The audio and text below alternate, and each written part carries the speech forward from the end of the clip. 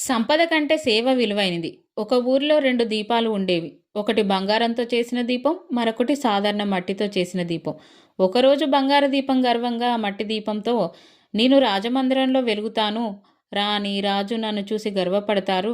నువ్వు మాత్రం పేదవారి ఇంట్లో మట్టి ధూళితో ఉంటావు" అంటుంది. దానికి మట్టి దీపం, "నువ్వు వెలిగేది రాజుల కోసం, నేను వెలిగేది అందరి కోసం" అంటుంది.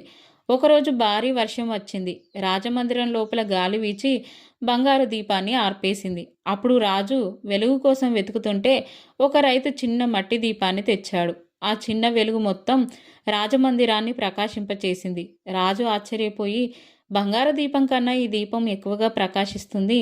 ఇది సేవాగుణానికి ప్రతీక, అసలైన వెలుగు" అన్నాడు.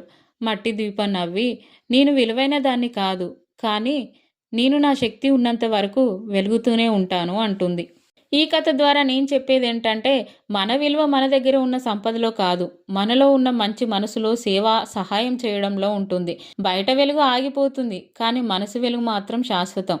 మనసు వెలిగితేనే బంగారానికి కూడా వెలుగు వస్తుంది. వెలుగు పుట్టేది ధనంలో కాదు, సేవా గుణం ఉన్న మనసులో. Please like, share, subscribe.